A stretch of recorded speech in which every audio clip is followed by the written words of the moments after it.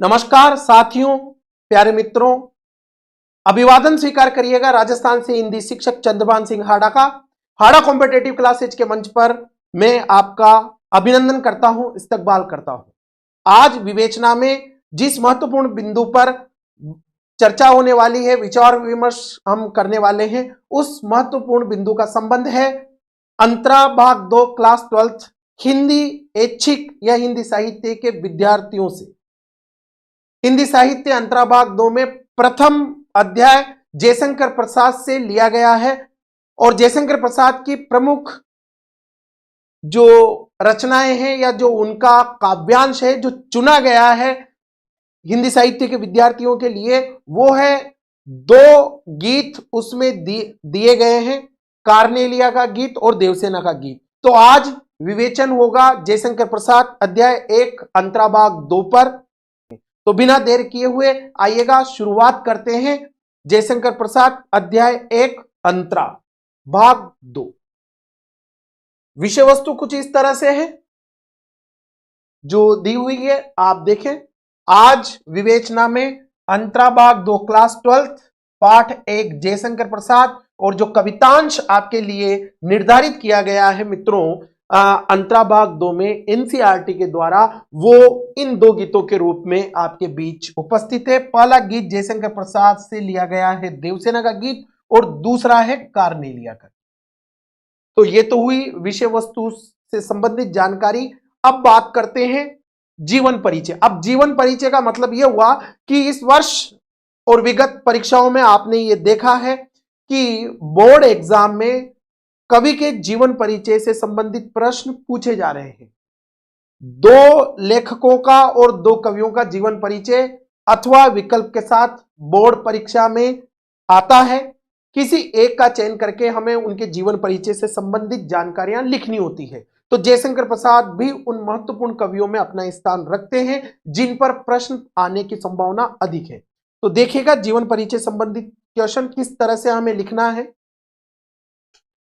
जीवन परिचय में जब आप आंसर लिखते हैं तो उसकी शुरुआत कैसे होती है, इसका पैटर्न भी एनसीईआरटी आपके साथ साझा करती है। एनसीईआरटी सबसे पहले कवि के व्यक्तिगत जन्म, माता पिता, पारिवारिक बैकग्राउंड, उनके व्यक्तित्व की छवियां, उन सबको अभिव्यक्त करती है। उसके पश्चात अगले पैराग्राफ में कवि का साहित्यिक परिचय अभिव्यक्त करती है। तो आइएगा देखते हैं जयशंकर प्रसाद के बारे में एनसीईआरटी किस तरह से उनका जीवन परिचय हमारे बीच प्रस्तुत करती है। ये देखिएगा, जैसे हम प्रसाद के जीवन परिचय की बात करते हैं तो कई बातें उभर कर आती है। सबसे पहले जन्म स्थान को एनसीईआरटी बताती है। उनका जो समय निर्धारित किया गया है वो है 1889 से 1937 का समय जयशंकर प्रसाद का कालखंड है। जयशंकर प्रसाद का जो जन्म है, उनका जन्म स्थान काशी है। काशी में वो जन्म लेते हैं।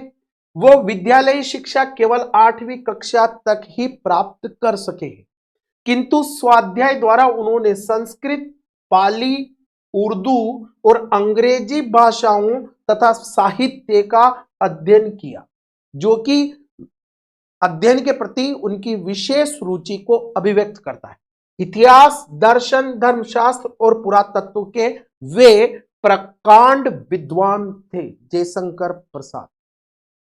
प्रसाद जी, अब उनके व्यक्तित्व की विशेषता देखें। आपने उनका फोटो देखा होगा और एक तो बहुत ही चर्चित फोटो है जो उनके अजीज मित्र प्रेमचंद के साथ वो बनारस हिंदू विश्वविद्यालय के गलियारे में खड़े हुए हैं और वहां धोती कुर्ता पहने हुए दोनों मित्र दिखाई देते हैं। बहुत चर्चित फोटो है प्रसाद जी का।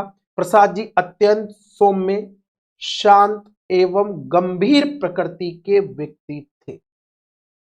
जैसा कि उनकी रचनाओं को पढ़कर जो एक बिंब उभर कर आता है, वो बिंब में ये विशेषताएं सटीक बैठती। वे बहुमुखी प्रतिभा के धनी थे, इसमें भी कोई दो राय नहीं है। आप जब उनके काव्य संसार को देखते हैं तो वहां इतनी डाइवर्सिटी है, इतनी विभिन्नता है। आप देखेंगे उनकी कविताओं को देख लो, आप उनकी कहानियों को देख सकते हैं, उपन्यास, नाटक, निबंध, हर विधा में जयशंकर प्रसाद ने लिखा है और बहुत अच्छे और स्तरीय भाषा के साथ उन्होंने भावों को अभिव्यक्त किया है। पर अब उनकी पहचान किस रूप में हो, तो देखिए इस बात को भी एनसीईआरटी के ही शब्दों में हम कहते हैं। बकौल एनसीईआरटी जैसे उनके बहुमुखी प्रतिभा को या उनके बहुमुखी व्यक्तित्व की विवेचना करती है, तो पहली ही पंक्ति एक तरीके से उन विशेषताओं में से प्रमुख विशेषताओं की ओर संकेत करती है। देखिए पहली लाइन एनसीईआरटी कहती है, मूलतः प्रसाद जो है वो कवि थे। ये उनकी पहली और प्रमुख विशेषता है उनके व्यक्तित्व की। लेकिन उन्होंने नाटक, उपन्यास, कहानी, निबंध आदि अनेक साहित्यिक विधाओं में उच्च कोटि की रचनाओं का सृजन किया। स्तर से एक स्तरीय रचनाएं की। कहीं पर भी आप प्रसाद की लेखनी को स्तर से नीचे जाते हुए नहीं देखेंगे। प्रसाद की लेखनी औदात्य से परिपूर्ण है, जिसको हम आधुनिक महाकाव्य की विशेषताओं से कहें तो काव्योचित उनकी प्रतिभा है, और उन्होंने इसका प्रमाण कामायनी में स्पष्टतः दिया है। प्रसाद साहित्य में राष्ट्रीय जागरण का स्वर प्रमुख है। देखिए विवेचना एनसीईआरटी की अगली बहुत ही खूबसूरत बात है, और इसका जो संदर्भ है वो हम चाहें तो प्रसाद के नाटकों को ले सकते हैं। प्रसाद के नाटकों में इस मूल भाव को बहुत ही अच्छे से साधा गया है, यानी कि राष्ट्रीय जागरण का स्वर प्रसाद की रचनाओं में उभर कर आता है। संपूर्ण साहित्य में और विशेषकर नाटकों में देखिएगा एनसीईआरटी ने भी इस बात को प्रमाणित कर दिया है कि इस भाव की अभिव्यक्ति वैसे तो उनकी रचनाओं में होती है, पर नाटक साहित्य में यह विशेष रूप से दृष्टि गोचर है या दृष्टव्य है। प्राचीन भारतीय संस्कृति के गौरव के माध्यम से प्रसाद जी ने यह काम किया है। अब उनके नाटकों में आप देख सकते हो, और उनके नाटकों की अधिकांश नाटकों की विषय वस्तु भारतीय इतिहास का स्वर्ण काल, गुप्त काल कहो, मौर्य काल कहो, उसको लिया हुआ है। आगे देखिएगा, उनकी कविताओं और कहानियों में भारतीय संस्कृति और जीवन मूल्यों की झलक मिलती है। इस तरह से जयशंकर प्रसाद का जीवन परिचय एनसीईआरटी स्पष्ट करती है। अब उनकी रचनाओं की ओर हम बढ़ते हैं। किस तरह की रचनाएं उनकी दी हुई है, तो उनके ऊपर सरसरी निगाह, विहंगम दृष्टि डाली गई है, क्योंकि अभी क्लास 12th में सिंहावलोकन करने जैसी स्थिति नहीं है। आप प्रारंभिक परिचय के रूप में जयशंकर प्रसाद को समझे क्लास 12th के विद्यार्थी कि क्या है कि आप देखिए, क्योंकि भविष्य में जैसे हम बीए, एमए और फिर पीएचडी आगे का उच्च अध्ययन करेंगे, वहां हमें प्रसाद को डिटेल से और गहरे से हम जान पाएंगे। यहां देखिएगा उनकी प्रमुख रचनाओं में पहले बात करते हैं उनके नाटकों।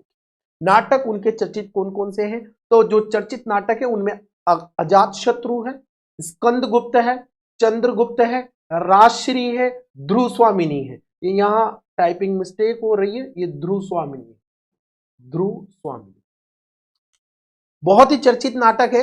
अब विद्वानों के अलग अलग विवेचना करते हुए वर्ग हो जाते हैं।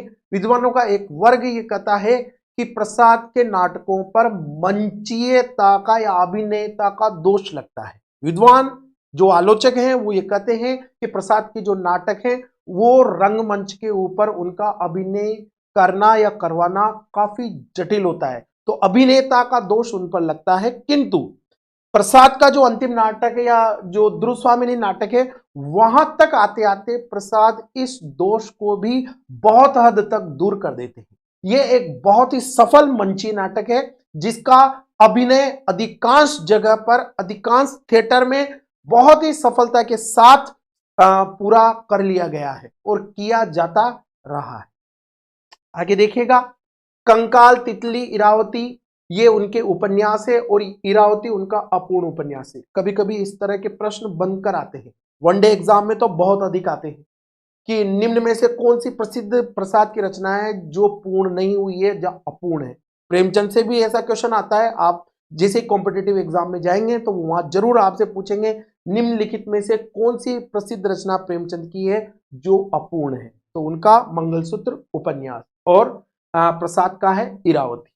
कहानी संग्रह की बात करें तो देखिएगा आंधी, कहानी संग्रह, इंद्रजाल, छाया, प्रतिध्वनि और आकाशदीप, ये जयशंकर प्रसाद के प्रसिद्ध कहानी संग्रह है। निबंध संग्रह की बात करें तो काव्य और कला तथा अन्य निबंध, ये प्रसाद का प्रसिद्ध निबंध संग्रह है। कविताओं की बात करें तो आप देखिएगा झरना, आंसू, लहर, कामायनी, कानन कुसुम और प्रेम पथिक आदि जयशंकर प्रसाद की प्रसिद्ध रचनाएं हैं। और जिसमें कामायनी तो आधुनिक जीवन का महाकाव्य है, मंगला प्रसाद पारितोषिक से पुरस्कृत रचना है, बहुत ही खूबसूरत रचना है। और महाकाव्य आधुनिक संदर्भों में, आधुनिक मानदंडों पर यह महाकाव्यात्मक सिद्ध भी होती है। विद्वानों ने, आलोचकों ने ऐसा कहा भी। चलिए अब आगे बढ़ते हैं। अब बात करते हैं आपके पाठ्य पुस्तक में संकलित अंश की। तो देखिएगा, पाठ्य पुस्तक अंतराभाग 2 में संकलित काव्यांश देवसेना का गीत पर कुछ तथ्यात्मक जानकारियां मैं आपके साथ साझा करना चाहूंगा, क्योंकि इन जानकारियों से आपको इस गीत की पृष्ठभूमि को समझने में मदद मिलेगी। और जब तक हम इसको समझेंगे नहीं, हम इससे संबंधित पंक्तियों की सटीक व्याख्या और उनसे अभिव्यक्त होने वाले अर्थों को, उन ध्वनियों को पकड़ नहीं पाएंगे। तो आइएगा थोड़ा सा इसको देख लेते हैं। इस गीत से संदर्भित तथ्य, देवसेना का गीत, यह गीत जयशंकर प्रसाद द्वारा रचित नाटक स्कंद गुप्त से लिया गया है। तो ये जो देवसेना का गीत है, ये जो जयशंकर प्रसाद का प्रसिद्ध नाटक है स्कंद गुप्त, उससे लिया है। देवसेना जो है वो इस नाटक की नायिका है। वह, अब देवसेना की जो पारिवारिक बैकग्राउंड है उसको स्पष्ट कर देते हैं। जो देवसेना है वो मालवा के राजा है बंधु वर्मा की बहन थी। आर्यावृत पर हूणों का आक्रमण हुआ और बंधु वर्मा सहित परिवार के अन्य लोग वीरगति को प्राप्त हुए। देवसेना ने भाई बंधु वर्मा के स्वप्नों को साकार करने के लिए राष्ट्र सेवा का व्रत ले लिया।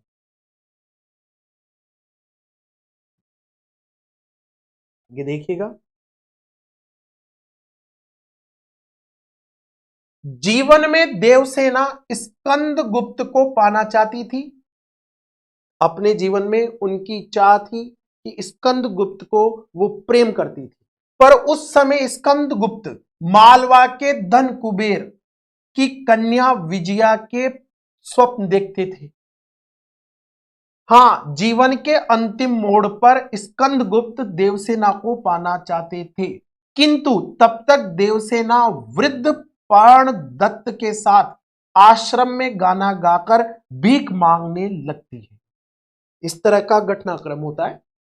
उसको कहते हैं ना प्रेम का ट्रायंगल, कि जो देवसेना है वो प्रेम करती है स्कंद गुप्त से, स्कंद गुप्त प्रेम करते हैं विजया से। जीवन के उत्तरार्ध में स्कंद गुप्त देवसेना के प्रति आकृष्ट होते हैं, किंतु तब तक एक बहुत समय अंतराल और भाव गुजर चुके होते हैं, बातें अतीत की हो जाती है। उस समय तक देवसेना वृद्ध पर्णदत्त के साथ आश्रम में भिक्षावृत्ति करते हुए अपना जीवन निर्वाह कर रही होती है। आगे देखिएगा, स्कंद गुप्त के अनुनय विनय करने पर भी जब देवसेना तैयार नहीं होती, तब स्कंद गुप्त आजीवन कुंवारा रहने का व्रत ले लेता है। और इधर देवसेना कहती है, हृदय की कोमलता कल्पना सो जा, जीवन में जिसकी संभावना नहीं, जिसे द्वार पर आए लौटा दिया था, उसके लिए पुकार मचाना क्या तेरे लिए अच्छी बात है। तो वो हृदय की कोमलता को और कल्पना को संबोधित करते हुए ऐसा कहती है, आज जीवन के भावी सुख, आशा और आकांक्षा सबसे विदा लेती हूं। इसी अवसर पर वह गीत गाती है। ये जो गीत आपके लिए दिया हुआ है, आह वेदना मिली विदाई। इस गीत में देवसेना अपने जीवन पर दृष्टि डालती है।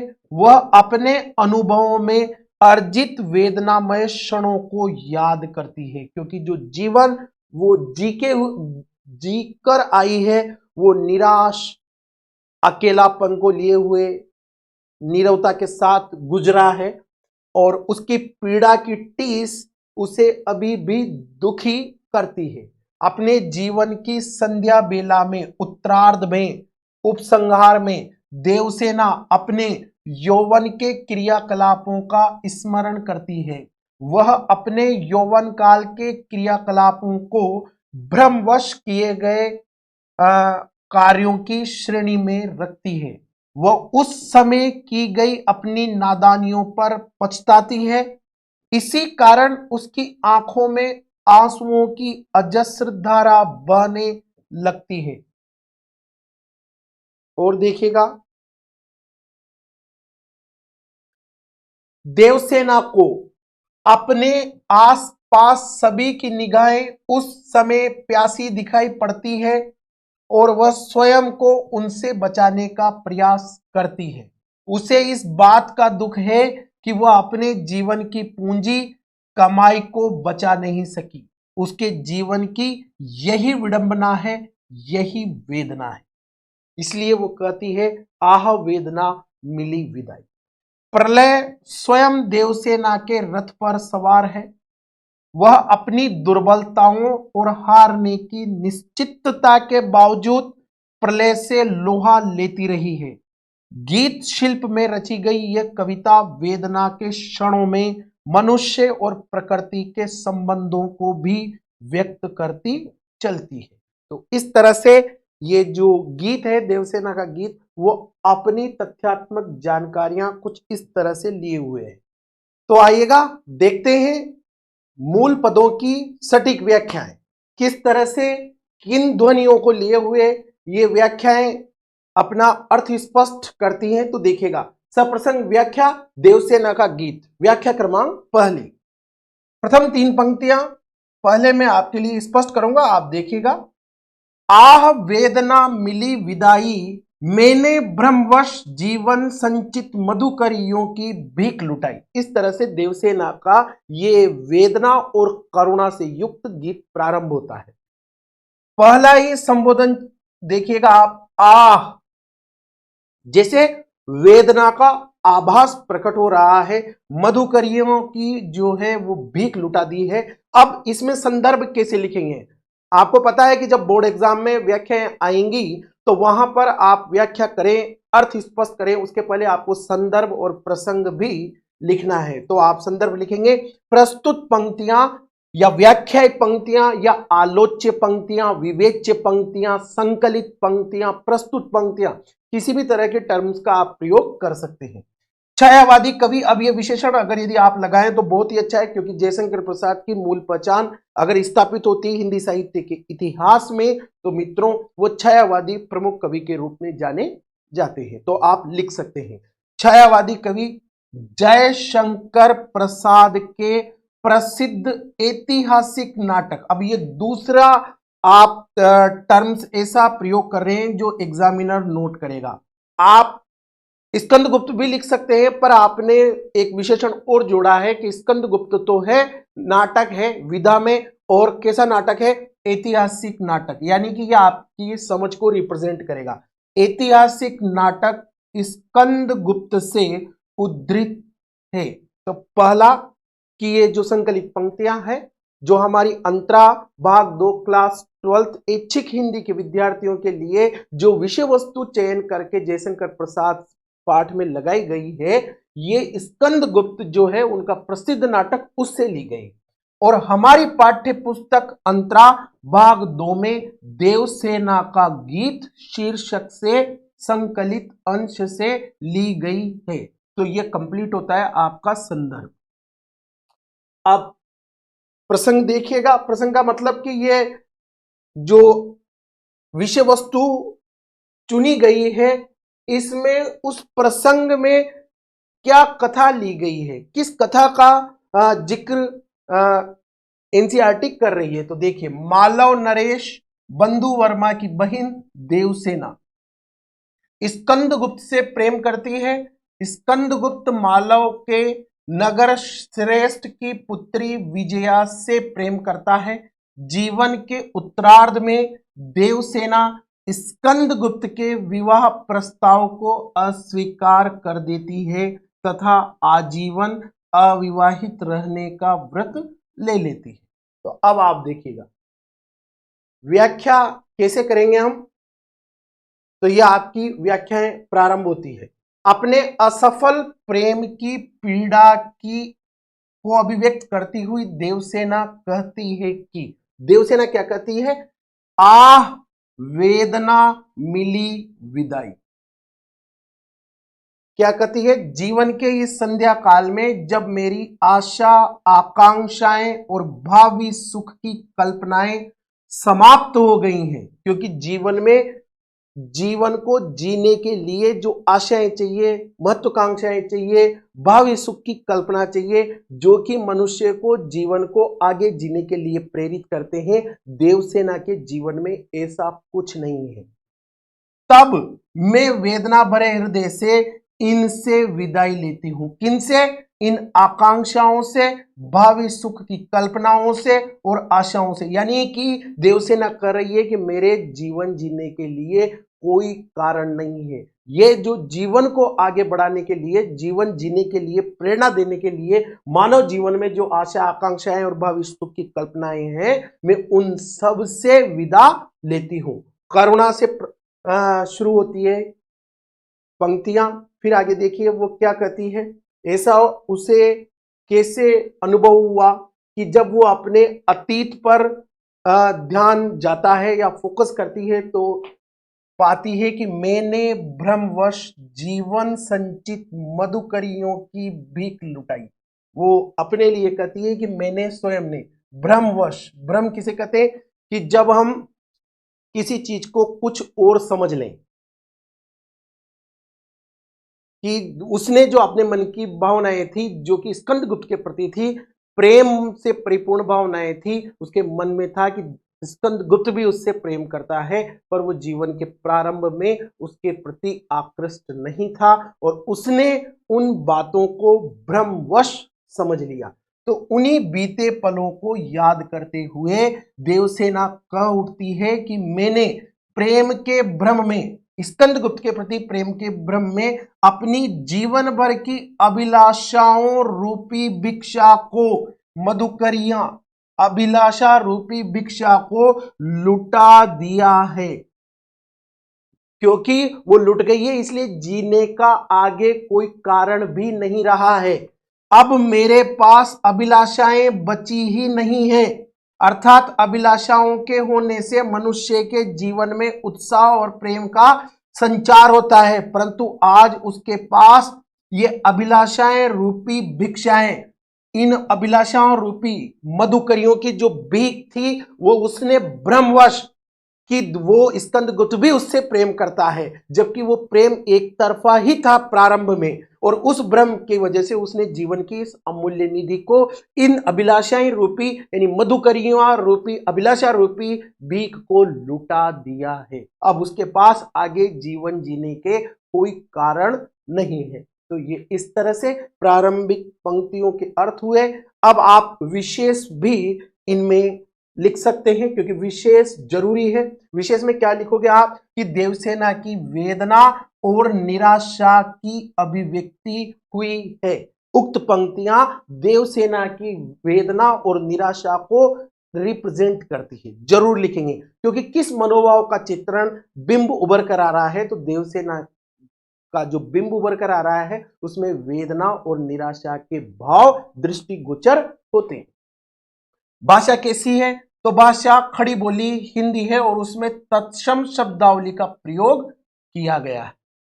अर्थ जो है वो प्रसाद गुण लिए हुए हैं और लाक्षणिकता का समावेश कहीं कहीं पर आप देख पाएंगे। इसमें श्रृंगार रस की बात करें तो श्रृंगार रस है, पर उसका पक्ष जो है वो वियोग जन्य श्रृंगार है, विरह जन्य श्रृंगार है। और इस तरह से ये विशेष कंप्लीट होता है। अब व्याख्या 2 की तरफ, पार्ट की तरफ हम बढ़ते हैं। दूसरे हिस्से को हम कुछ इस तरह से पढ़ेंगे। देवसेना आगे जैसे गीत को बढ़ाती है तो पंक्तियां उभर कर आती है मित्रों। छल छल थे संध्या के श्रम कण, आंसू से गिरते थे प्रतिक्षण। देखिए क्या स्थिति हो रही है कि निरंतर परिश्रम करते हुए, क्योंकि उसने जो जीवन चुना है वो प्राणदत्त के साथ भिक्षावृत्ति करते हुए अपने जीवन के उत्तरार्ध को व्यतीत कर रही है। और उस समय जब वो मेहनत कर रही है और मेहनत से उसके पसीने की बूंदें जो गिरती जा रही है, वो पसीने की बूंदें एक तरीके से उसके शरीर से, आंखों से निकले हुए आंसू है, आंसुओं के समान वो पसीने की बूंदें गिर रही है। और वो बता रही है कि जीवन कैसा व्यतीत हो रहा है उसका। मेरी यात्रा पर लेती थी नीरवता अनंत अंगड़ाई, जो कभी खत्म न हो ऐसी अनंत की अंगड़ाई, नीरवता यानी शांति, खामोशी उसके जीवन में अंगड़ाई ले रही है। यानी कि उसके जीवन नीरवता, एक खालीपन से, एक सुनसान वातावरण से भरा हुआ है, उसमें कोई वेरिएशन नहीं है। ऐसा एक तरीके से उपेक्षापूर्ण, निराश, हताश सा जीवन उसका रहा है।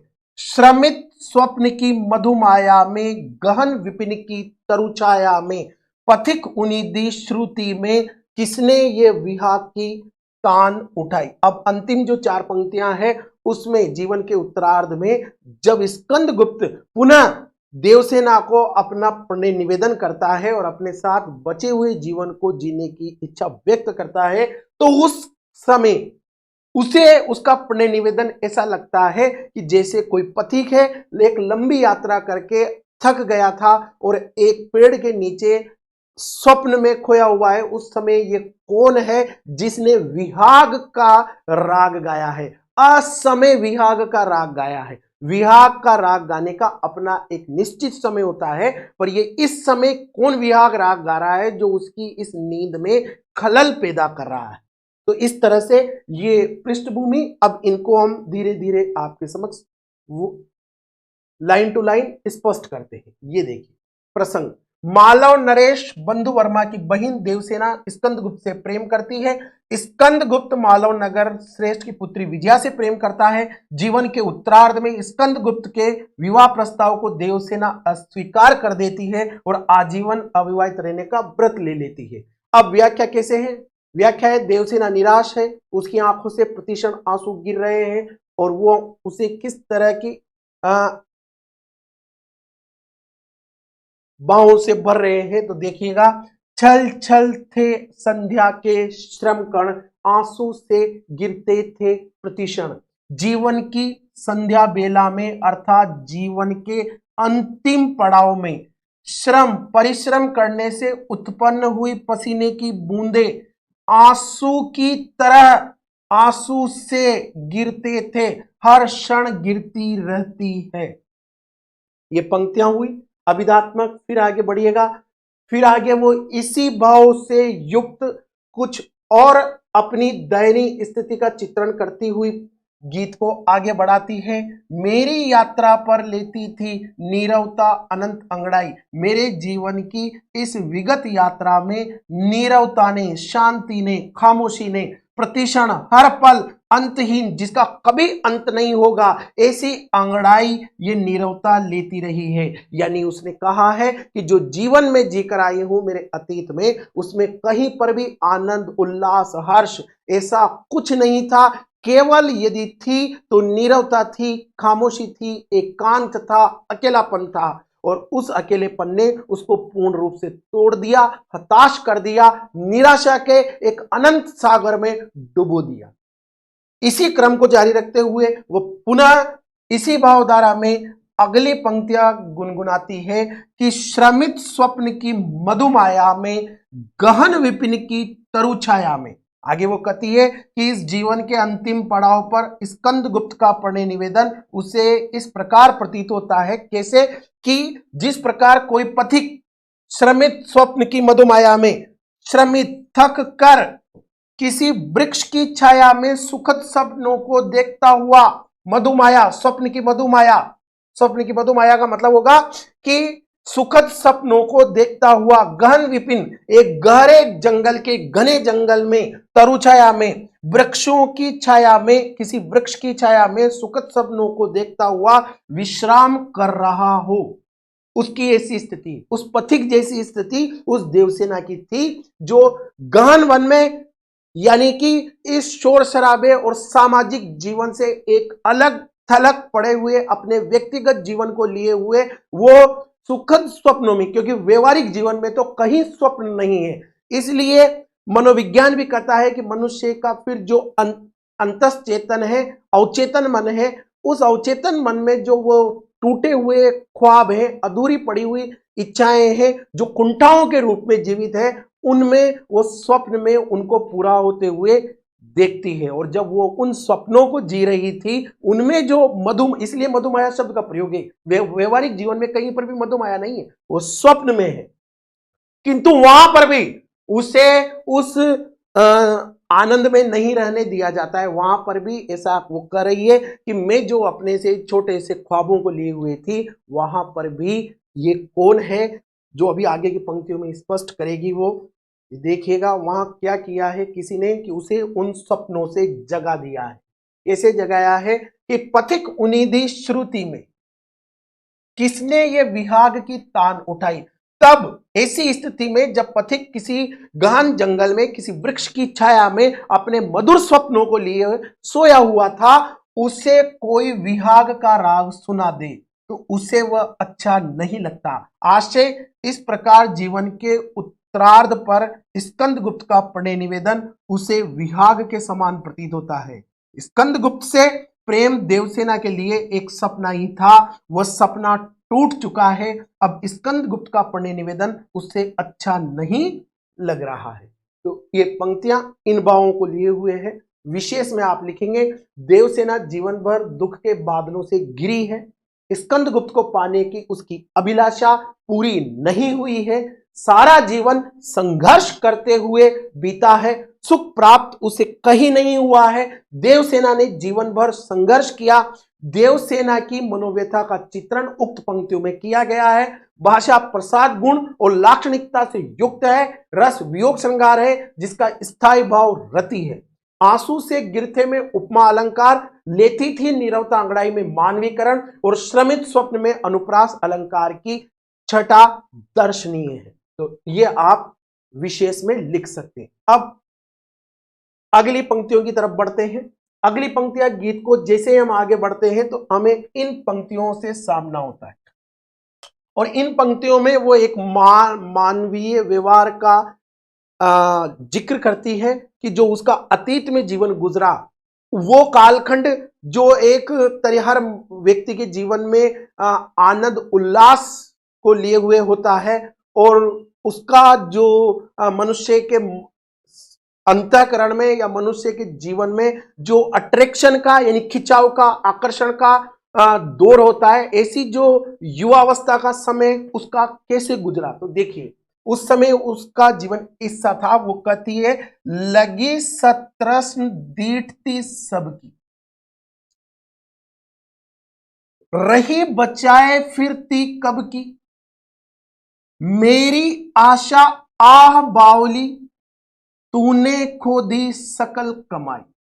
ये देखिए ये भी निराशा का वातावरण चित्रित करती हुई पंक्तियां हैं। आप देखिए देवसेना स्कंदगुप्त से प्रेम करती है, उसे स्कंदगुप्त से निराशा मिलती है, जीवन के उत्तरार्ध पर स्कंदगुप्त प्रणय निवेदन करता है और देवसेना अस्वीकार कर देती है। इस गीतांश में प्रसाद जी ने देवसेना के असफल प्रेम से संबंधित मनोभावों का चित्रण किया है। अब व्याख्या देखते हैं प्रसंग के बाद। देखो देवसेना मानव मनोवृत्ति, एक सामान्य मानव मनोवृत्ति का वर्णन करते हुए कहती है, क्या कहती है, लगी सतृष्ण दीठ थी सबकी। देवसेना कहती है मेरे यौवन काल में, मेरी युवावस्था में क्या हुआ, सतृष्ण दीठ सबकी तृष्णा भरी प्यासी नजरें, सबकी जहां जहां पर भी मैं रही, जहां होकर गुजरती थी, तो मेरे युवावस्था के काल में सबकी तृष्णा भरी निगाहें, प्यासी निगाहें मुझ पर लगी रहती थी और मैं रही बचाए फिरती कब की, और मैं स्वयं को उनकी इन नजरों से बचाए फिरती थी।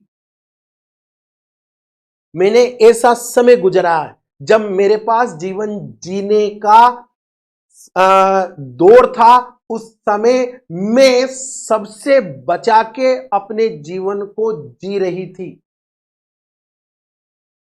आगे देखिए, अगली पंक्तियां कुछ इस तरह से अपना अर्थ अभिव्यक्त करती है।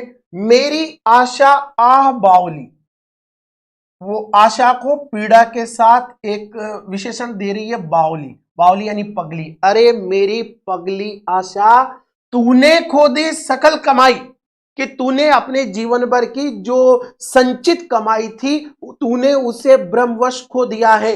अब किस कमाई की ओर बात कर रहे हैं, तो थोड़ा सा खोलते हैं। मैं अपनी पागल आशा के कारण अपने जीवन भर की पूंजी, अपनी कमाई को बचा नहीं पाई। मुझे प्रेम के बदले प्रेम और सुख प्राप्त ना हो सका, जो कि मुझे होना चाहिए था उस समय।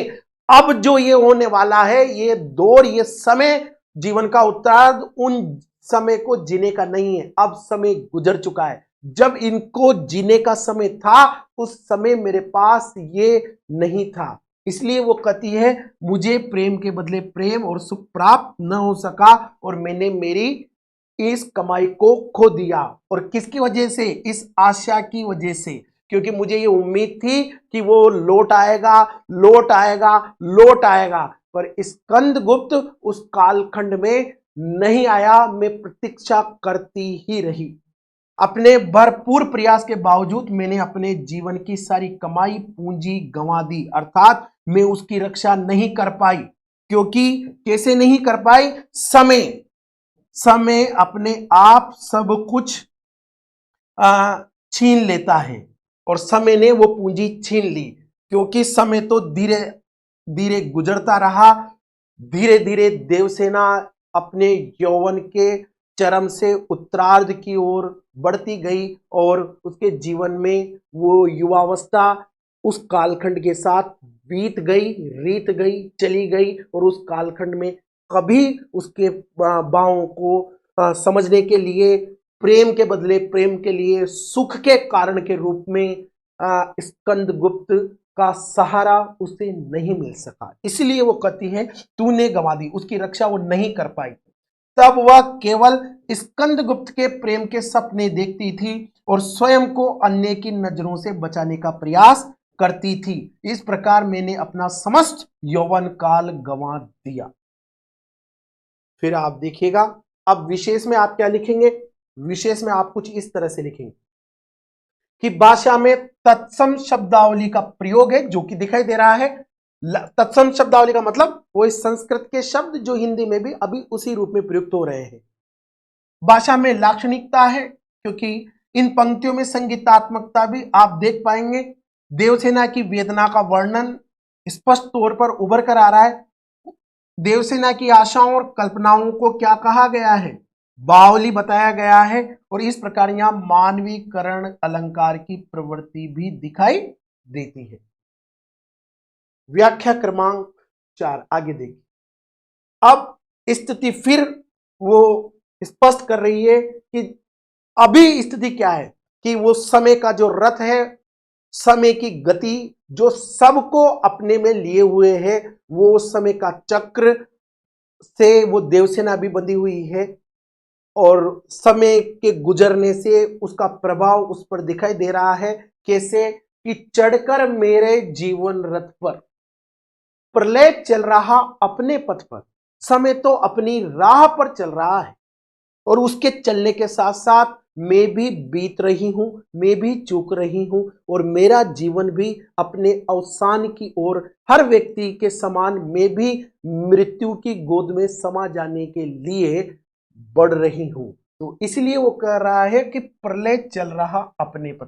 काल तो अपनी राह पर चल रहा है, उसका कार्य वो अपने नियत कार्य को निश्चित समय पर कर रहा है, और उसके चलने के साथ साथ मैं भी बीत रही हूं, रीत रही हूं। अपने जीवन के उत्तरार्ध में मैं चली गई हूं। किंतु मैंने फिर भी क्या सोचा हुआ है? मैंने निज दुर्बल पद बल पर, मैंने अपने निज दुर्बल हैं जो अब पैर ऐसे पद बल पर, अपने पैरों के बल पर, उससे, किससे, जीवन रथ पर प्रलय से, समय रूपी प्रलय से हारी होड़ लगाई, जिसमें मुझे निश्चित पता है कि मेरी हार होने वाली है, मैं हारूंगी, ये नियत है, फिर भी मैंने उससे होड़ लगाने का साहस किया है या मैं कर रही हूं।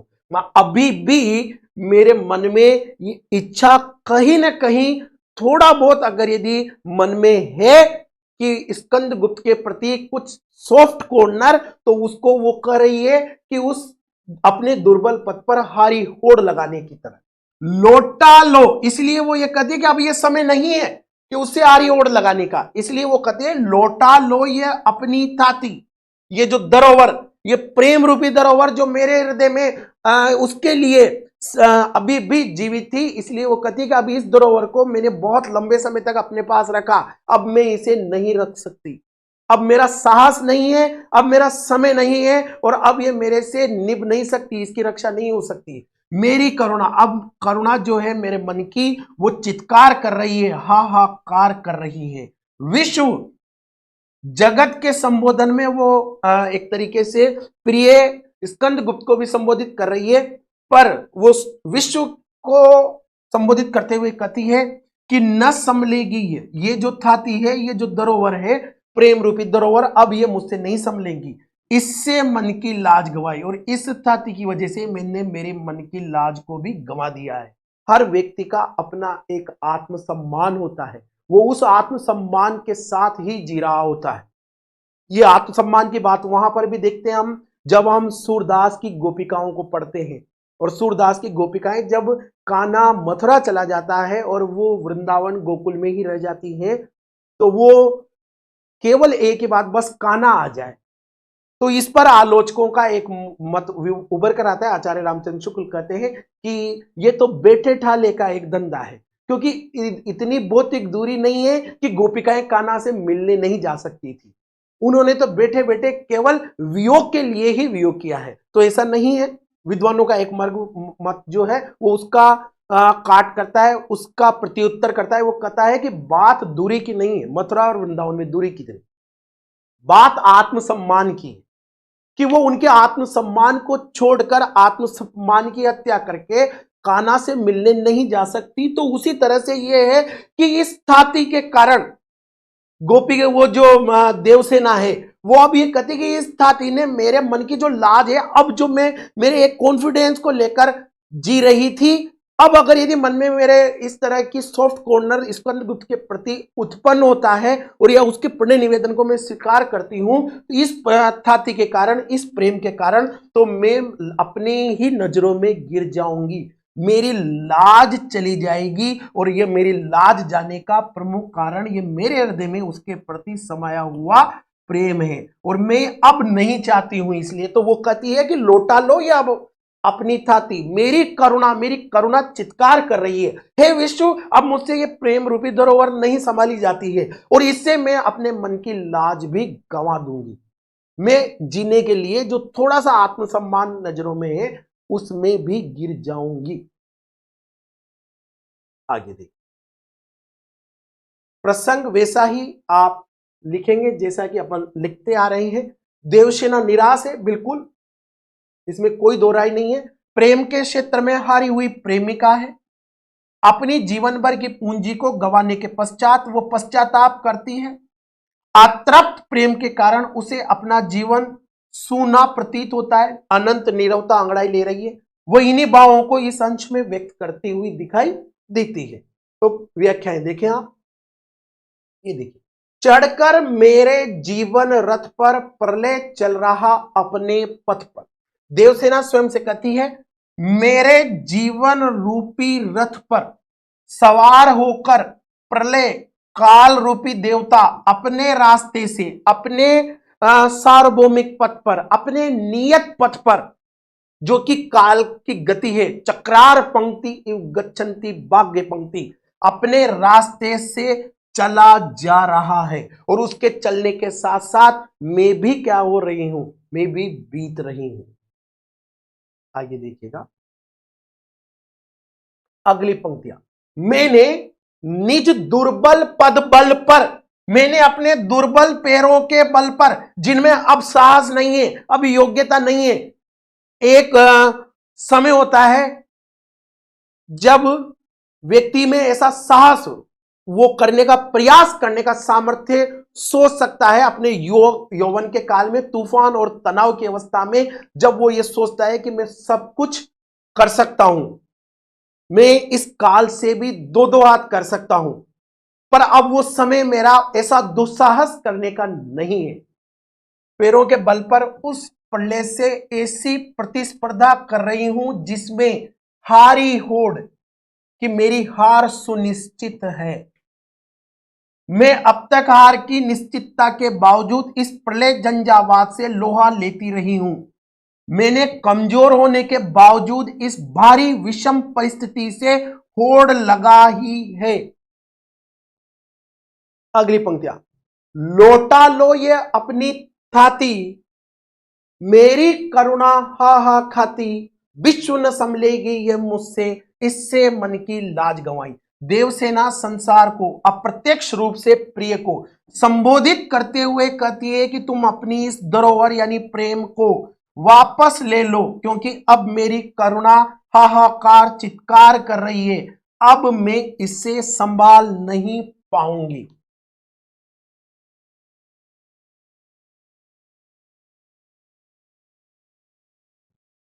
आगे देखिए, अब मेरी करुणा जो है वो मुझे कमजोर बना रही है, इसी प्रेम के कारण मैं अपने मन की लाज तक को गंवा बैठी हूं।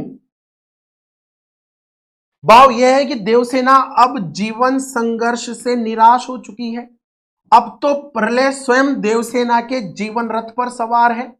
अब तक वह अपनी दुर्बलताओं और हारने की निश्चिंतता के बावजूद प्रलय से लोहा लेती रही है। उसका पूरा जीवन इसी संघर्ष में बीत गया।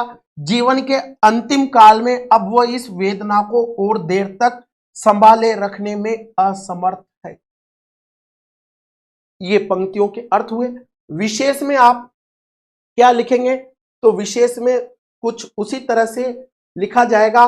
देवसेना की वेदना का मार्मिक वर्णन किया है, प्रेमिका के दुर्बल मन का सजीव वर्णन है, तत्सम शब्दावली से युक्त खड़ी बोली हिंदी का प्रयोग है, और वो जो भाषा है वो साहित्यिक है, प्रवाहमय है, परिष्कृत है। ऐसी खड़ी बोली का प्रयोग जयशंकर प्रसाद ने इसमें किया है। लाक्षणिकता का समावेश भी इसमें आपको देखने को मिलेगा। वियोग श्रृंगार की अभिव्यक्ति देखने को मिलेगी। जीवन रथ पद में रूपक, पथ पर हारी होड़, लोटालो में अनुप्रास शब्दों की आवर्ती हो रही है, इसलिए पवन अनुप्रास ह और ल पर अनुप्रास है। जीवन रथ में यानी कि क्या हो रहा है, जीवन को रथ के समान उपमेय उपमान में अभेद आरोप है, इसलिए रूपक है। प्रलय का मानवीकरण किया गया है, प्रकृति की अचेतन क्रियाओं पर मानवीय चेतन क्रियाओं का आरोप, इसलिए मानवीकरण है। इस तरह से ये अभी हमने सटीक अर्थों के साथ देवसेना के गीत की व्याख्याओं को देखा। उनमें छिपी हुई अर्थ ध्वनियों को मैंने पूरे प्रयास के साथ स्पष्ट करने का प्रयास किया। मित्रों, अगला जो गीत है कार्नेलिया का गीत, वो मैं इसके पार्ट 2 में आपके बीच बहुत जल्दी लाऊंगा, क्योंकि विषय समय की अधिकता के कारण मैं इसको अभी यहीं रोकता हूं। जयशंकर प्रसाद अंतराभाग 2 का जो दूसरा गीत है कार्नेलिया का, वो सेकंड पार्ट में प्रस्तुत किया जाएगा उसके सटीक व्याख्याओं के साथ। यदि आप यहां तक देख रहे हैं मित्रों, तो प्लीज लाइक करें, शेयर करें, आगे बढ़ते रहें, पढ़ते रहें। पुनः अगले विषय वस्तु के साथ बहुत जल्दी आपके बीच आने का प्रयास करूंगा। तब तक के लिए इजाजत चाहता हूं। जय हिंद, जय भारत।